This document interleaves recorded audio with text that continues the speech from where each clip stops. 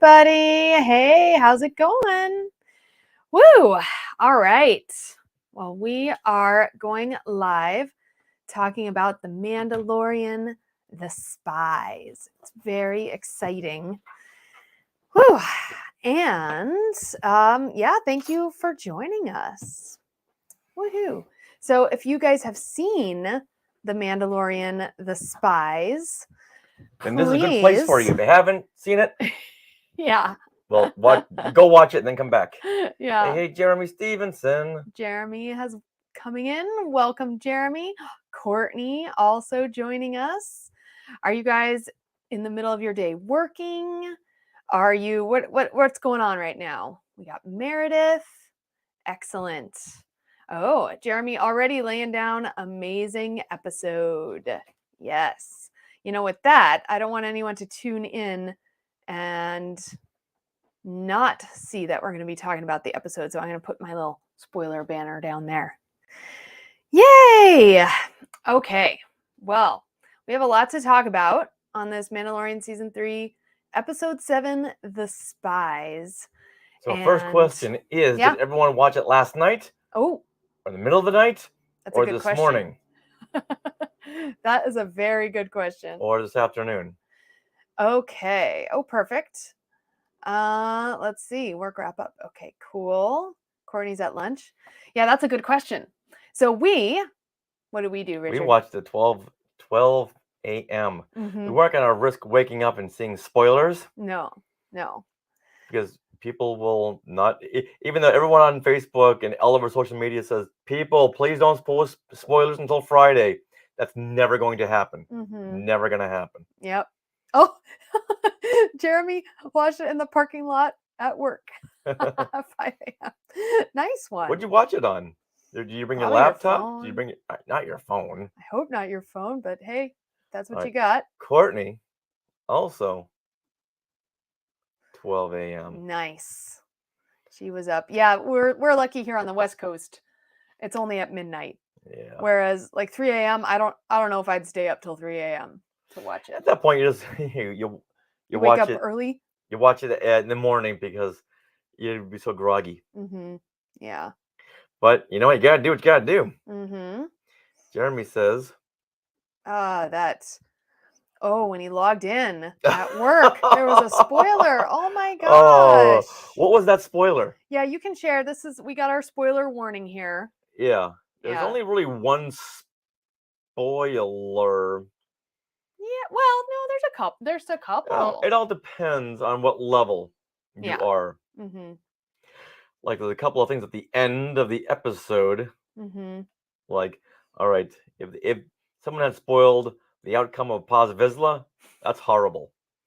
Oh. Or even posted a picture of the Praetorian guards. Yeah. I wouldn't have wanted to see that beforehand. Yeah. Oh, and Meredith's got the king of all spoilers. Yeah, that's a lot like Homer, right? Yeah. Homer walking out of the movie theater. Empire Strikes Back. I can't believe Darth Vader is Luke Skywalker's father. Yeah, that is just not. And people know what they're doing. Mm-hmm. People want that power of being the first one to spoil something. Because when someone says later on, oh, where'd you hear that from? Oh, that guy right over there, that girl, or that person. Jeremy confirms it was talking about the guards. Oh, sucks. See, I would have wanted to wait on that. Yeah. All right, so let's get into this episode, The Spies. And this is episode 7 out of 8 in The Mandalorian Season 3. And this is kind of where all the threads that have been going throughout this series come together, as we see in the whole preview, right? Right? The previously on, you had like a bunch of different things. You saw Dr. Pershing. Mm-hmm. Elia Kane. Yeah. You saw the episodes like prior. But the only thread they haven't sewn up yet is the mythosaur.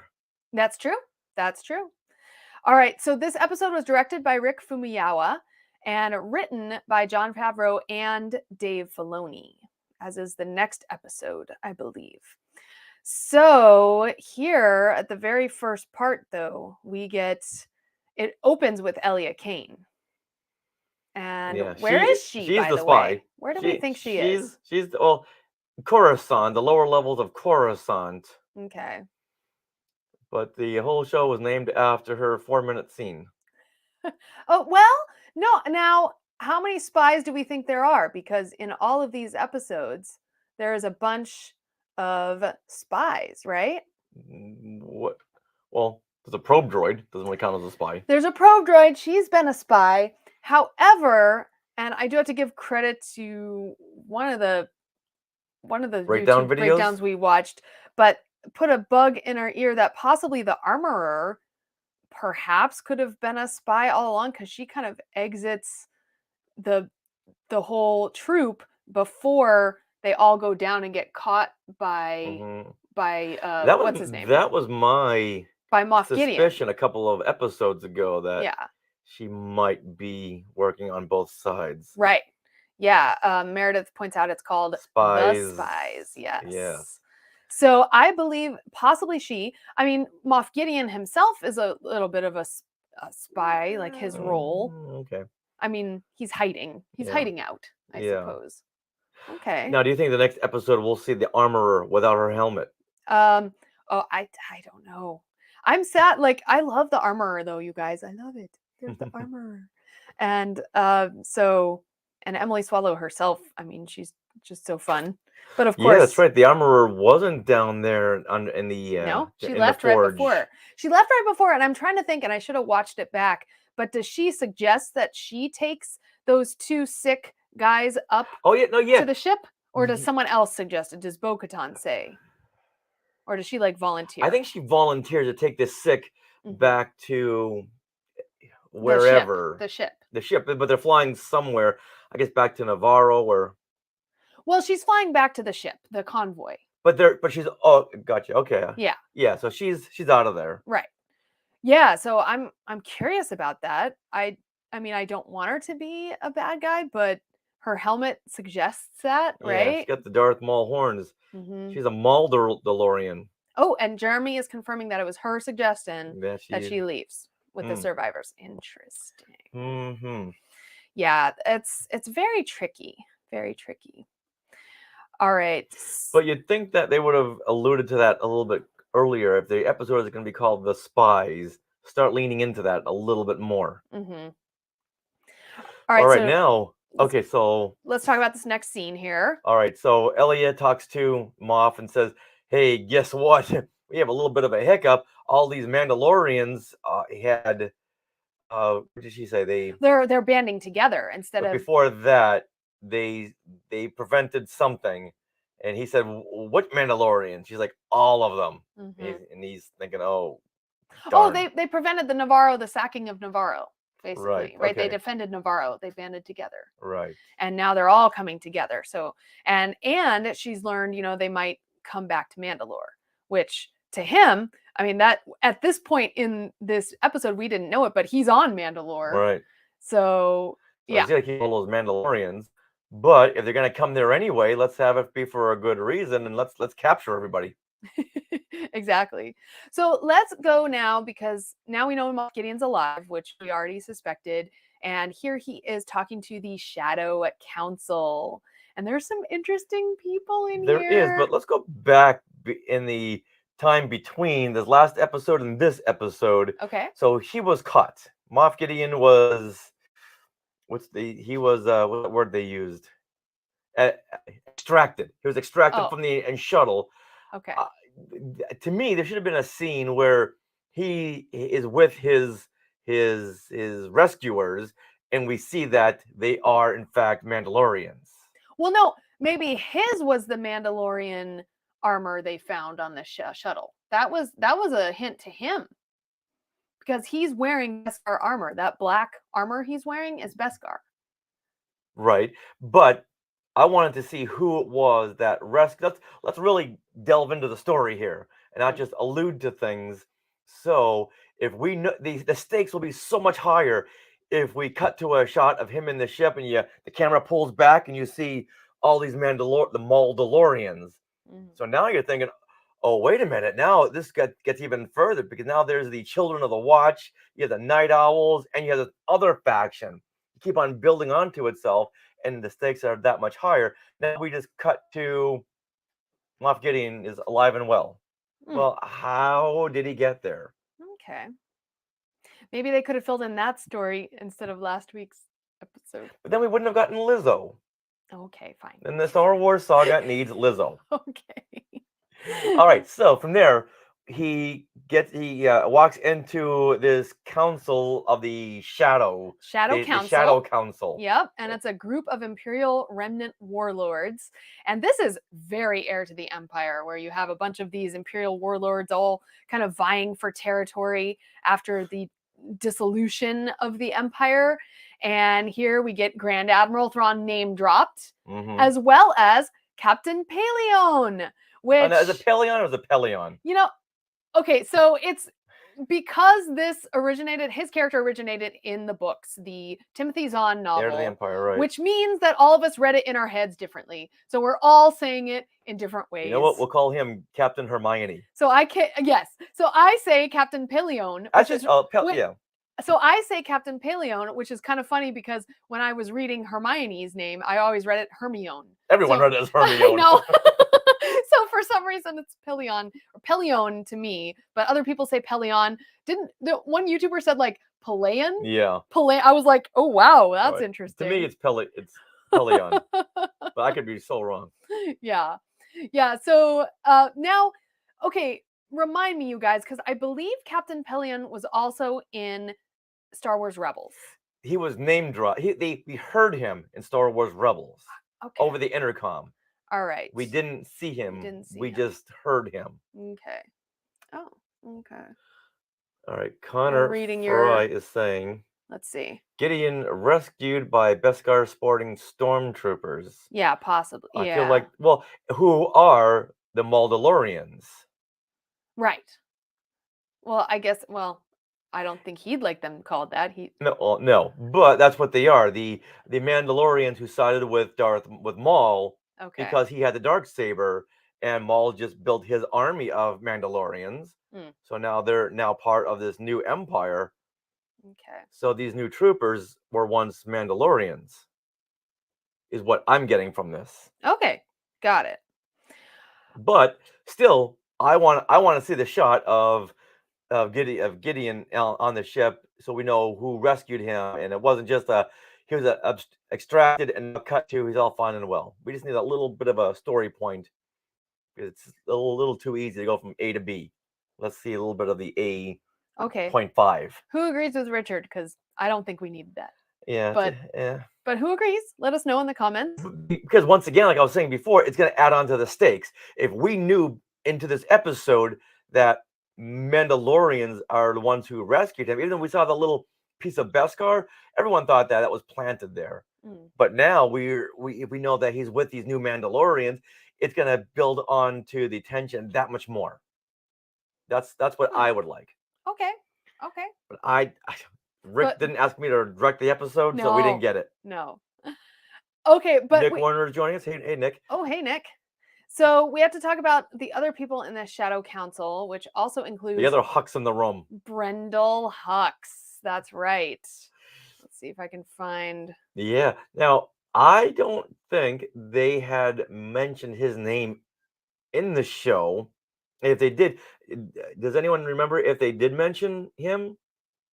Because I don't remember them mentioning his name, because we didn't know until we saw in the credits Brendel Hux. Like, oh, that's Armitage's father. I know. Before we go on to that, this is Captain Pelion, by the way. So, and he looks like he looks like what you would refer to as a Imperial commander. Yeah, and if you've read the books of the Heir to the Empire trilogy, Captain Pelion is how we see Thrawn. We see through his eyes, through his viewpoint. Anytime you go to Thrawn, it's always through Captain Pelion. So I have this like weird affinity to him just because you see that. And he looks like exactly like I would picture him in my head. Jeremy says he thinks he saw Hux in the subtitles. This is the first show we didn't watch with subtitles. Oh, okay. All right, so let me try to find Brendel Hux. Okay, we're scrubbing through a video right now. But the fact that we're building into the Star Wars sequels is so exciting, very, very exciting, because this is the part of Star Wars we knew nothing about how the First Order, the secret First Order came to be. Mm-hmm. Look at those big trench coats. So it's great seeing how we're now starting to build. We already know about the cloning, which we visited a little bit in, well, Bad Batch. That's way before this, Mm-hmm. and now this here. Yeah. So Connor thinks they did say Hux. So Commandant Hux. So yes, you said what is his full name? Brendel Hux, Brendel Hux. who is the father of Armitage Hux, and I believe Brendel Hux was the one spearheading the whole program of all the First Order troopers, like getting them while they're young. Oh yeah, he's one of the first organizers for the Mm-hmm. First Order. Yeah, exactly. And I think I could be really wrong about this. I think his son kills him. Yes, he does. He does. Oh, okay. Oh, yeah. I don't know where I saw that. Yeah, that's Where do we know that in a from? novel, and I believe that's the novel with oh my gosh, the novel about the female First Order trooper who leads Phasma. everybody. Thank you. The Phasma novel. Okay. I believe. Don't quote me on that, but I'm like Okay. So vague memories. he does kill him. Oh yeah. Okay. So these are the only other two that we see. Right. Now, go to the other warlords in this room. Okay. Because there's a couple of notables here. Not notables, but people that I just want to take a look at. Oh, okay. Now go beyond him. Okay. Okay, we had get this woman. She looks like an imperial. If it Yeah. was an imperial, that's the face of an imperial warlord. I agree. But go to the next one. Okay. The next person they show after this.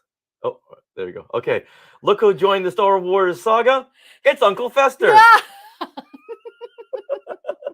Oh So there's goodness. this week's cameo, Uncle Fester. Wow. That is so cute. Wow. Yeah, it does look like that. Okay, so Gideon comes in and it's like, hey, I see everyone here. Raise your hand if you're here. I don't see Thrawn's hand going up. Oh yeah, Thrawn's not here, is he? Mm-mm. So he's doing that whole thing like, oh, I don't see Thrawn around here. Where could he be? He didn't show up. Everyone keeps saying he's coming back, but I don't see him anywhere. Maybe we need a new leader. I don't know. he's pulling a Palpatine. Uh-huh. Which, if anything, I mean, he's a great baddie. Thrawn, we know, is a great baddie. It would be great to see these guys butt heads. I'm excited about it. Oh, so we know how Gideon's gonna go down. Right. Yeah, and I don't think it's gonna be in the Mandalorian either. I think he's gonna crop up in Ahsoka. Yeah, I'd like to see his story end here and really? have Ahsoka's story start anew. Be its own thing. Well, but they're all tying Yeah, together. but then you get, at what point, what episode of Ahsoka will we see Din Djarin? Yeah. Maybe Boba Fett will come in like, hey, you know what? You interrupted my series, Din. I'm gonna interrupt your series. This is not my series, it's Ahsoka's series. I'm gonna interrupt someone's series. We didn't get any one-on-ones with Jon Favreau or Dave Filoni. That's the question I would have asked and said, no, no skirting this question. Why did you do Mandalorian 2.5 and Boba Fett? I haven't found a suitable answer just yet. All right, so let's talk about we see all of them on Navarro here. All of our Mandalorians.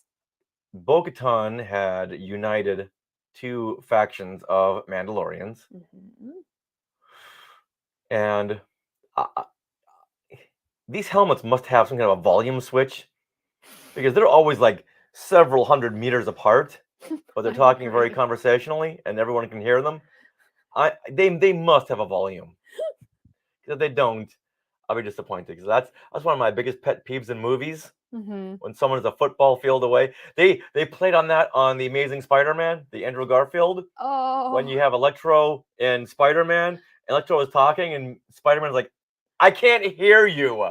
Come a little close. I got no idea what you're saying. That was the funniest moment ever. Okay, so what did you think of this whole like Navarro sidestep? There has to be. Yeah. I guess they're regrouping, right? because this is where another clan of Mandalores get together with them, and they so basically Bo-Katan has to say, "Hey everyone, let's Let's get go together." retake Mandalore again. Right. So Yeah. who are the volunteers? Right. And the armorer with her hammer and whatever other tool Little pincher thing, yeah. stops a little fight, right? Or at least breaks some tension. Yeah. Yeah. Because So Mandos are not used to working together. a lot of people are like, okay, all right, let's do this. We're gonna do it. Let's do it now. Yeah. And then they head over to Mandalore, Mm-hmm. and they see. Oh, but before they do that, we get a little Grogu. Grogu gets an upgrade. Oh yeah, Grogu gets a speaking spell. What? Because now he's in IG-12, Uh-huh. and he's learning to. He's speaking through IG-12. Remember the old speaking spells? You'd program things in, and it would speak to you. Oh The yeah. IG speaking spell. And Taika Waititi was credited for this episode, so it must have been him going, yes, Yeah. yes, Hey, Taiki, no, can you step in the office for about 10 seconds? no, mine. He Yeah. should have had a mine button. Well, so we got Grogu's first words. Yeah. No and yes. No, yes. Yeah. So I kind of wish they had like a little speak and spell little computer so he Right. could spell in other things and say other things. And so okay, so going back, we didn't need that first scene in Mandalorian episode, the first episode of the season where IG-11 goes nuts and they take him apart again. We didn't need No. that. They could have just gone to Grief Karga, and Grief said, "Hey, look, I know we don't have IG-11 because he's outside as a statue, but look, we have the next iteration, IG-12." Mm-hmm. Yeah. And then they would have had agree. him. But now, if I were Din, I'd say I like it. However, the little pod pram so much more convenient Yeah. because it's got that little shell that closes that can float through things. Mm-hmm. Now you're walking through with a very awkward droid. Now this kind of story point that like that you're saying, like they should have maybe gotten rid of that scene and instead do this first, have Grogu and the droid. That kind of brings me to what I feel the essence of this episode. Like I enjoyed it. However, I feel like Jon Favreau has like fantastic ideas about characters and what to do and things like that. Like where characters are. Like the fact that we find Moff Gideon in Mandalore, ensconced on Mandalore, that's his hidden base, Like I think that's a fantastic idea, but I feel like some of the writing getting there is a little sloppy.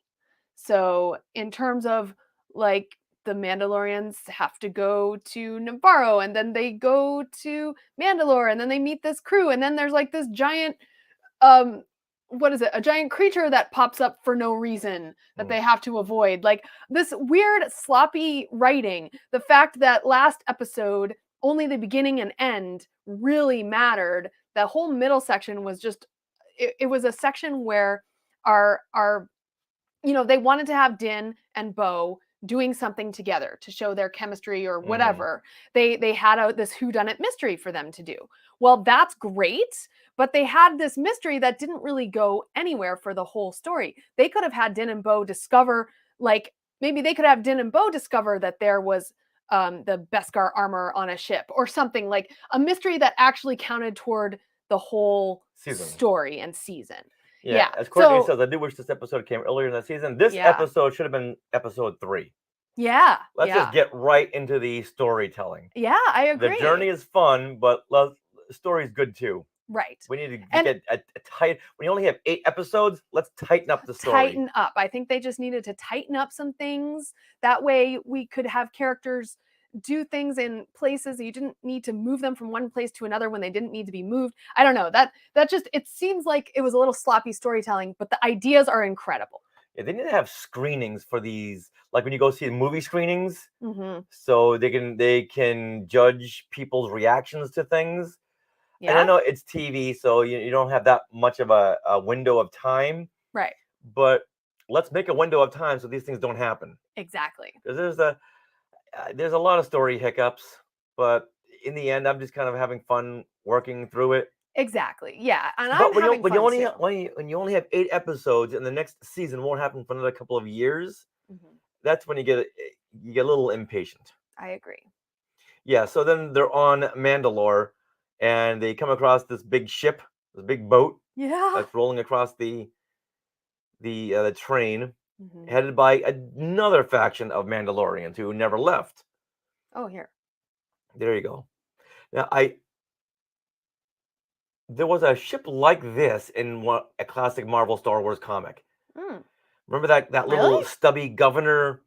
But I think that was more out on the water. I'm not sure if it rolled on the surface like this. Oh, okay. I'm trying to which Like episode? it's like issue 10. Okay. Randy Martinez was still doing the show with us. That was way far back then. Mhm. And it was a pirate, a couple of issues just like this. Is you think it's a big pirate ship, Yeah. which okay, so you meet a couple more Mandalorians, great. Right.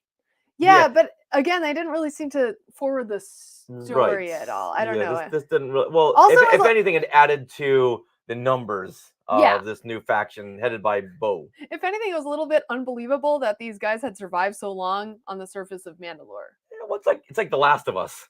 Yeah. You have this little tiny faction of people who Yeah. are trying their hardest to make it through this apocalypse. Now, Courtney brings up a good point. The scale of this episode, she understands why they did a massive watch party for people at a celebration. This would have been a really fun episode to see live on a big screen with a bunch of people. I totally agree with that, Courtney. I think that would have been so cool.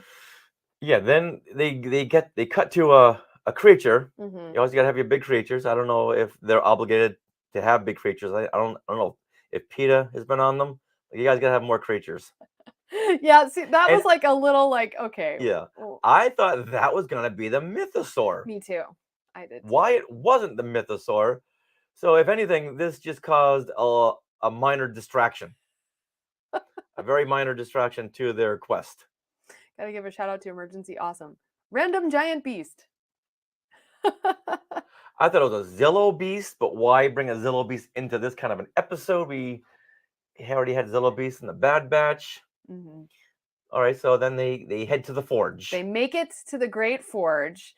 Now, this is where I have to pride myself on something because they make it to the Great Forge and all of a sudden they are overrun by these weird trooper It's like dudes, the robot troopers. first generation Mandalorian stormtroopers. Yeah. So exactly. They're overrun by these guys and then they start chasing them. And all of a sudden, I saw lights on in the hallways, and I'm going, wait a minute. This is supposed to be like an abandoned planet. They're heading into a trap. Cut to 30 seconds later, bam, they're in a trap. You should have pulled your Admiral Akbar. I did, yeah. So I was very proud of myself that I figured that out before it actually happened. But that was neat. Although then, so they cut off. Moff Gideon cuts off the Mandalorians from the other Mandalorians, and Din is captured. I was so scared for him. Oh, I'm still scared for him. Yeah. And now, meanwhile, Bo is talking to Moff Gideon through the giant blast door with 12-inch thick lucite glass window, but yet they can hear each other perfectly. Maybe they have intercoms. I don't know. Yeah. That's always one of my biggest pet peeves in movies. Okay. By the way, anyone who's here, please comment what you thought of this episode. Did you like it? Was there certain story hiccups? Was your favorite part? Let us know in the comments. Yeah, but how many troopers does it take to take down Din? Oh, a lot. I know. And they're not just regular stormtroopers. Like we've seen him kick the butt of the whole phalanx of stormtroopers. Now you get Mandalorian troopers, so it's going to be a little bit more difficult. And yet, he had his flamethrower. Yeah. And he's just doing. He's touching all of his buttons, just trying to get all of his weapons activated just to defeat these troopers. But yet he didn't use his whistling birds. No. Maybe he was out of them. Maybe he was out of them. Yeah, he was told by the armorer, you only have so many of these, so use them wisely. All right, But you can spoiler. almost, as he's trying to blast them all with his flamethrower, you can almost see through the helmet his knowing of defeat. Oh yeah. Then we have Moff Gideon walk up in this helmet. It's got some points on it, the horns. Wow, this was an incredible reveal.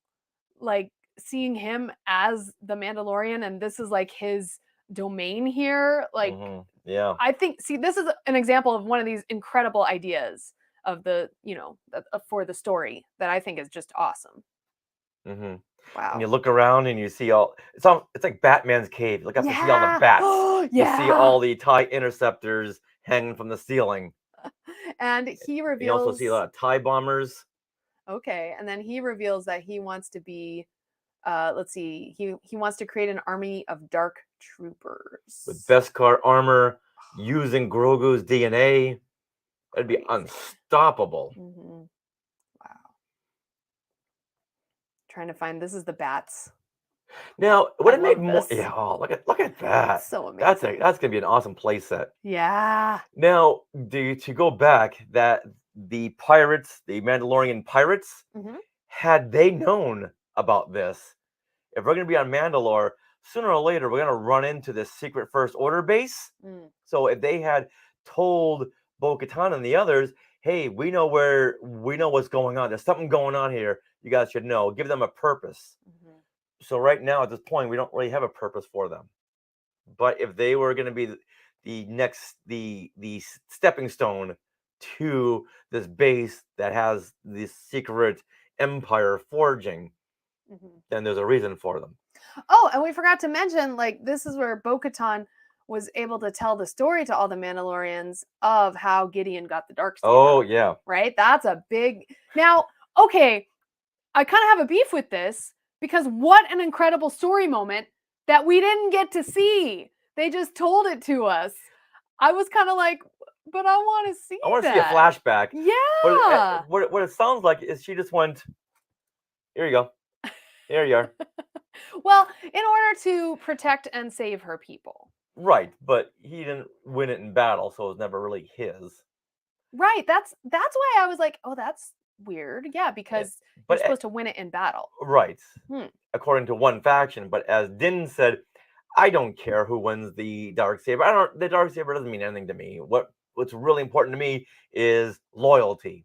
Yeah. Like, and leadership qualities, basically, is what he said. I loved that moment, honestly. Yeah, oh yeah, me too. It was like a knight saying, oh, like pledging his fealty to the lady. And I thought that was a really neat moment. Saying what's important to him. And it's like, I think he spoke for a lot of people, a lot of fans. Like, yeah, I don't know what this Darksaber, there's been so many story elements to this. But when Din said, I don't care what the Darksaber represents. To me, it's just another weapon. To me, it comes down to loyalty. Yeah. Like, oh, you know what? I hear you on that one. So now he offers that same choice to her again. Gideon offers, give me the Darksaber and I'll let your people go. And she's like, yeah, I ain't buying that. Yeah, I saw season 2 of The Mandalorian. That ain't gonna happen. Yeah. So she starts to make a cut, just like Qui-Gon does. Yeah. Thank you. Now she makes this hole she makes in the door for an escape door isn't that big. But she knows at this point, Paz Vizsla is still with them. Isn't she gonna think there's no way Paz is gonna get through this? Yeah, I thought that was funny. And then, how is IG-12 gonna get through there? Yeah. Well, I guess he got through somehow. Well, he did. That's just one of those cut moments. Like, first he's there and then he's there. We just gotta accept it.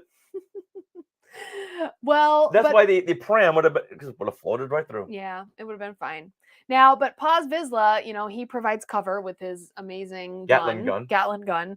And like, I felt like, yeah, he's not going to go with them. He's just going to provide cover. And that's what he did.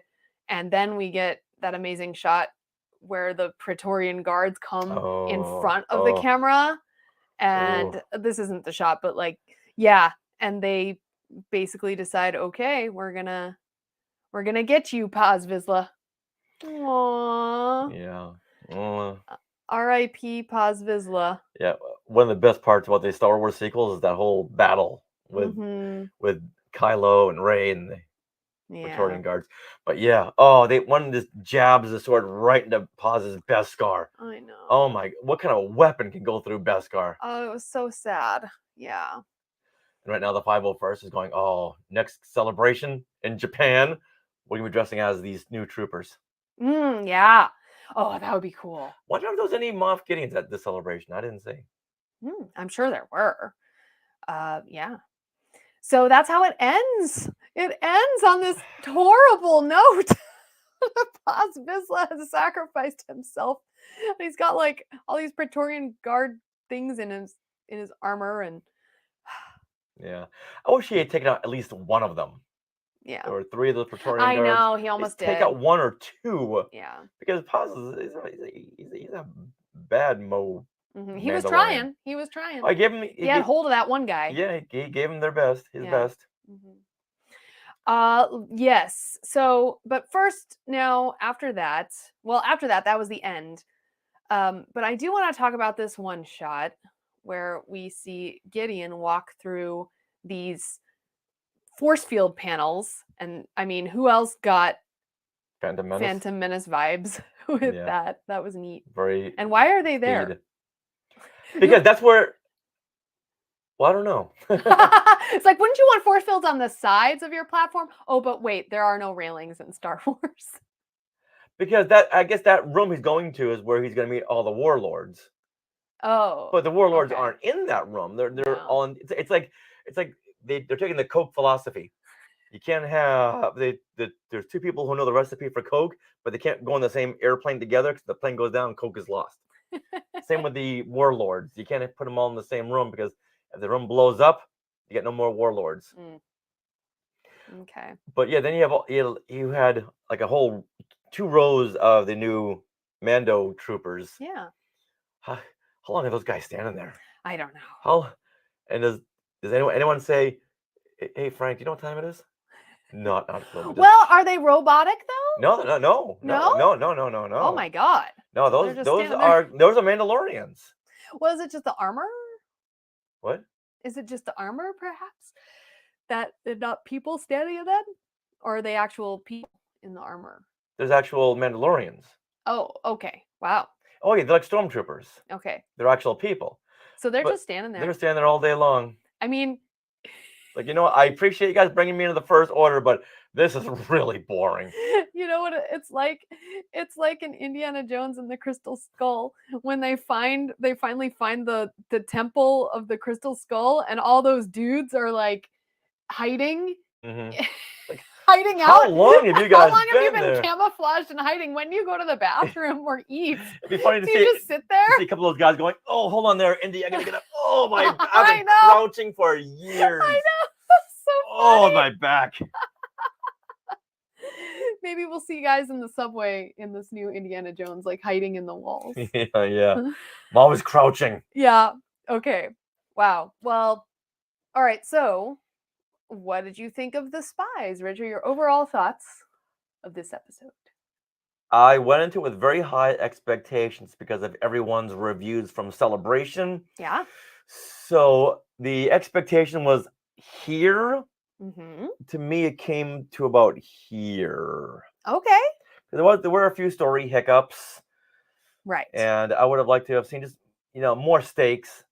And there's a whole lot of stakes here, but there could have taken out some of those slow moments to really build on this story. Okay. And 52 minutes, which means it was 45 minutes, just not enough for this big story. But I enjoyed it.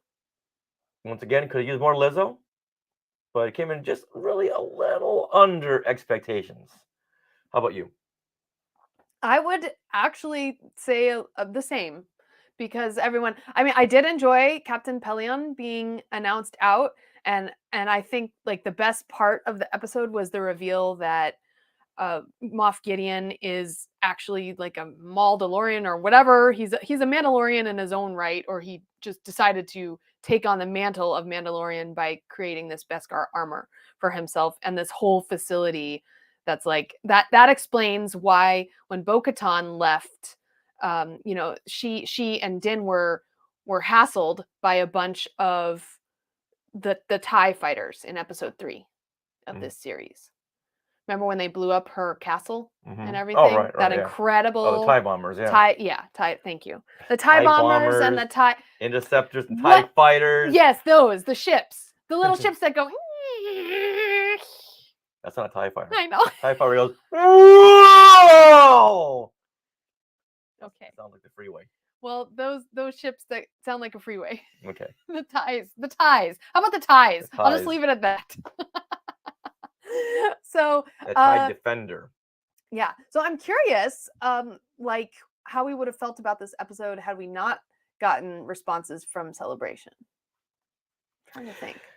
Well, my expectation was very high because it's the penultimate episode. Yeah. So still, out of a 10, would have come in at about a 9.2.